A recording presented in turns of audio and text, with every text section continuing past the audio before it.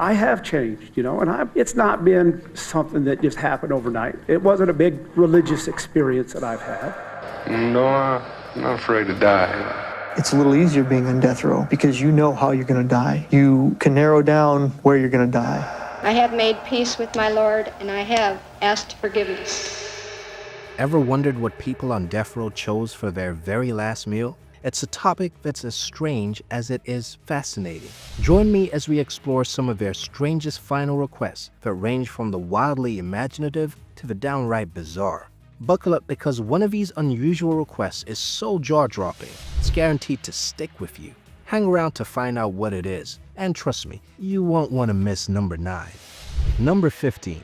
Victor Fierger's Single Olive. In 1963, 28-year-old Victor Harry Fierger faced execution by hanging for the crime of kidnapping and murder. As his final meal, he made an unusual request: one single olive with the pit left in. After his execution, prison officials discovered the olive pit placed neatly in Fierger's suit pocket. This led to a widespread belief that he wished to be buried with the pit so an olive tree representing peace might grow from his grave. For a man convicted of such a serious crime, this simple request holds an almost noble and touching sentiment, don't you think? Well, if a single olive tree seems strange, wait until you learn about a condemned man who requested something even more unconventional. Number 14. James Edward Smith's Lump of Soil. James Edward Smith made one of the strangest final meal requests ever documented. When given the chance to choose his last meal in 1990, he asked for a lump of soil, specifically the Ray Kunda type linked to voodoo rituals. Some speculated he intended to eat it, while others believed the soil was for a ceremonial purpose. However, his request was denied since soil isn't considered a permissible food item under prison regulations. Instead, Smith was served a cup of yogurt. This peculiar choice definitely stands out, and the mystical request was overshadowed only by a man whose last meal would become a nationwide pizza philanthropy. Number 13. Philip Workman's Homeless Pizza Request. Instead of indulging, Philip Workman sought to perform a compassionate act with his last meal request. Harold Davis's account of the events is not right. I don't think there's any contest about that. He asked for a large vegetarian pizza to be given to a random homeless person. However, prison officials denied this request, and Workman chose not to eat anything. How I wanted to die at that moment, just watching her, and just because of what I created. But I must say, up to a certain point. Surprisingly, on the day of his execution, May 9th, numerous homeless shelters in Tennessee received an outpouring of vegetarian pizzas sent by people across the country. This gesture ensured that even in death, Workman achieved a meaningful charitable act. Speaking of unexpected generosity, one killer's meal selection would include a combination so bizarre it would make you question culinary sanity. Number 12. Ronnie Lee Gardner's Lord of the Rings movie marathon meal. Ronnie Lee Gardner used his final meal request to create an extended experience. He ordered steak, lobster tail, apple pie with vanilla ice cream, and a 7-Up. However, his desire to watch the entire Lord of the Rings trilogy while dining set his request apart. Remarkably, this unusual request was granted.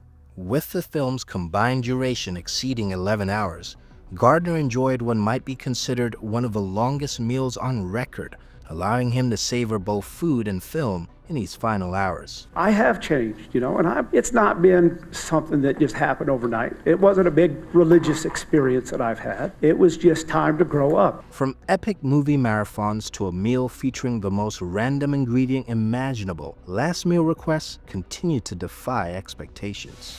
Number 11. Lawrence Russell Brewer's Massive Feast and No-Eat Protest.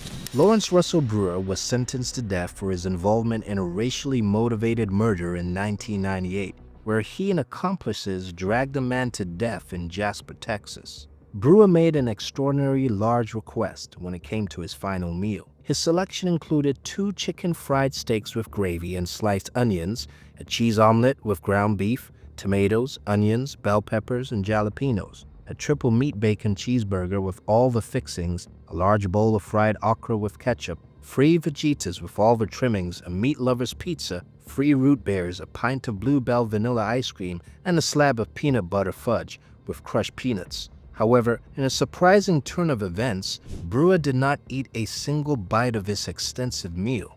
This wasteful act prompted the state of Texas to abolish the practice of allowing inmates to choose their last meals. Brewer's protests, therefore, not only marked his final act, but also fundamentally changed the policy for future inmates.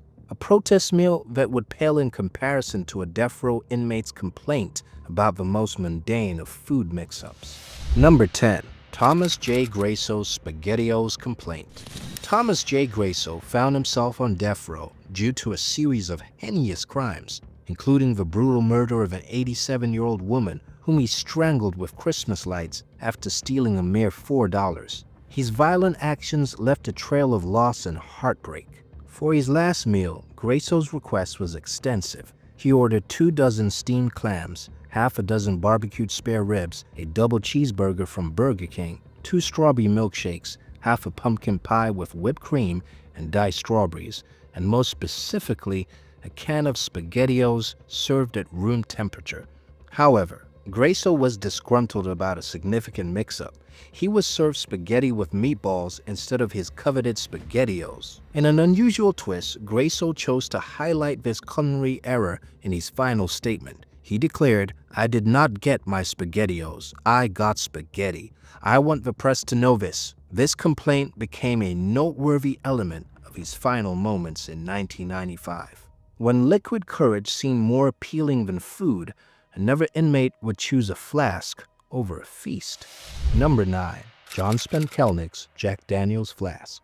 John Spenkelnick was sentenced to death for the murder of a fellow drifter in 1973. No, I'm not afraid to die.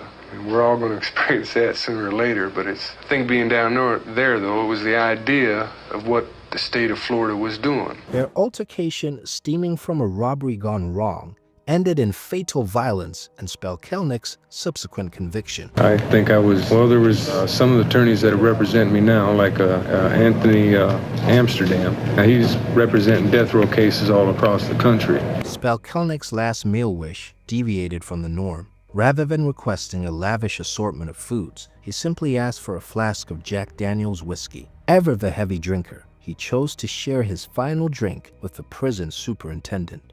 This poignant and unusual request marked his final moments. There's so many passion crimes. There's going to be murder anyway in the United States. Following Spelkelnick's execution, the state of Florida revised its policy on last meals to prohibit alcohol. This regulation change was a direct result of Spelkelnick's choice, highlighting the unique impact of his final request. Although controversial, his final act remains a distinctive moment in the history of last meals. If you're enjoying the video, don't forget to like and share your thoughts in the comments below. Your feedback helps us create more content you'll love. Thank you. Some inmates chose complexity, while others found solace in the simplest of culinary tributes. Number 8. Stephen Wayne Anderson's radish-included meal.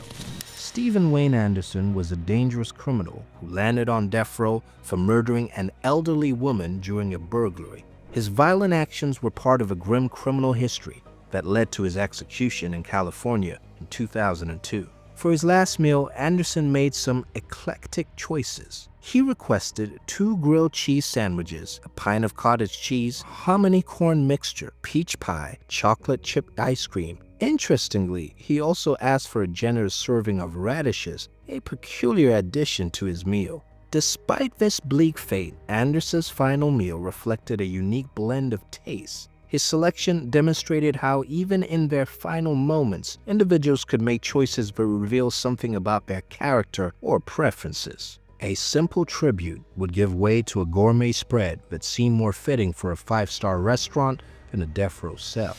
Number 7. Peter J. Minial's epic multi-course feast. Peter J. Minial was convicted and sentenced to death for a brutal murder in 1986.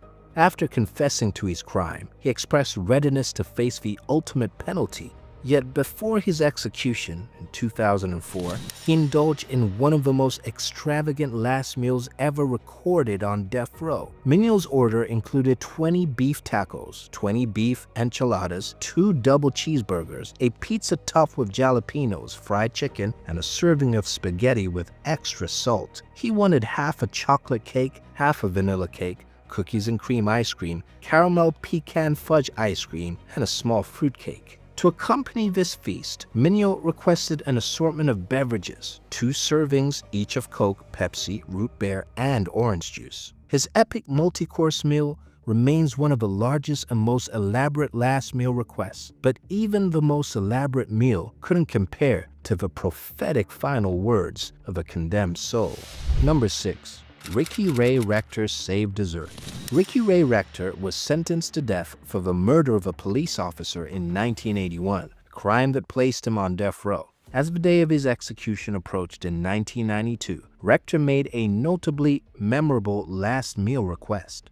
He ordered a meal comprised of steak, fried chicken, and cherry Kool-Aid. For dessert, he requested a slice of pecan pie. However, what made his meal particularly noteworthy was that he left the dessert untouched. When questioned about why he didn't eat the pie, Rector reportedly said he was saving it for later.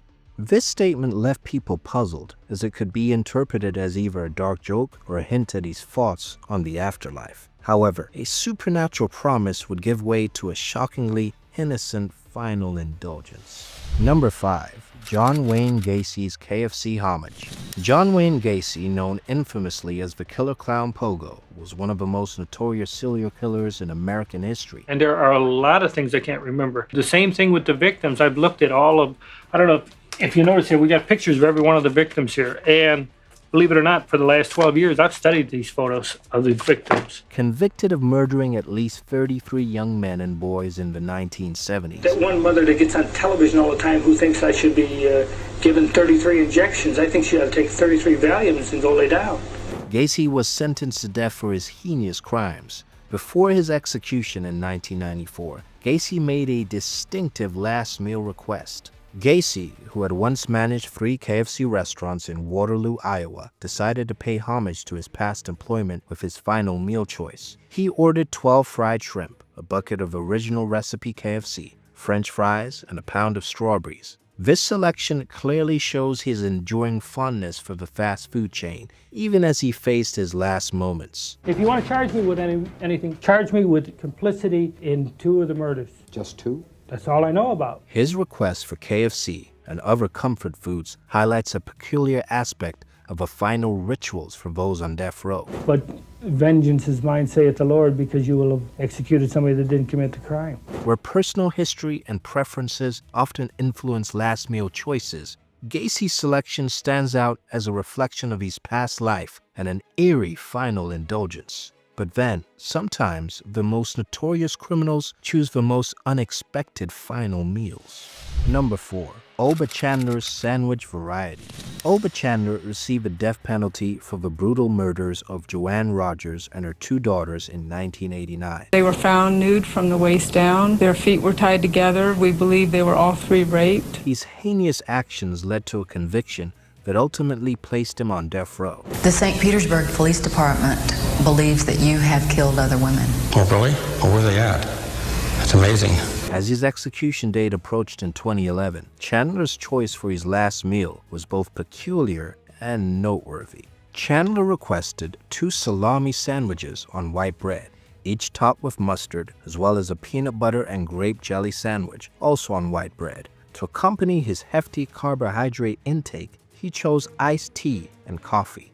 His selection of simple, classic sandwiches stands out in the annals of last meals, showcasing how different individuals find solace in diverse comfort foods during their final moments. His last statement is, "You are killing an innocent man today." Oba Chandler. The multiple layers of bread in his meal indeed mark an unusual choice that reflects personal preference during his final chapter. A variety of sandwiches would pale in comparison to a meal that became a form of final defiance. Number 3. Eileen Wuoronos Prophetic Coffee. Eileen Wuornos, one of America's most infamous female serial killers. And let me kill the rest of those guys to turn me into a serial killer. I know they did, because I was no professional serial killer or anything, murderer, or whatever you want to call it, Was sentenced to death for the murders of 7 men between 1989 and 1990. I'm all right with it. Her life and crimes captivated the public, and she was executed in 2002. Unlike other inmates who choose elaborate meals, Wuornos made a simple yet profound request for her last meal. Wuornos asked for just a single cup of black coffee before her execution. This minimalistic choice starkly contrasted with her complex and turbulent life. Her last words were equally enigmatic, declaring, "I'd just like to say I'm sailing with the rock, and I'll be back, like Independence Day, with Jesus, June 6th. These words reflected her belief in a prophetic return, although no such event has occurred to date. I have made peace with my Lord, and I have asked forgiveness. Wuornos' decision to forego a traditional meal in favor of a beverage highlights a unique facet of her character. It underscores the psychological dimensions often at play in the last moments of those on death row. I know I was raped, and you weren't nothing but a bunch of scum. Putting somebody who was raped to death? Where the significance of the meal chosen can offer insights into their state of mind. One last act of rebellion against the system that would change prison meal policies forever. Number 2.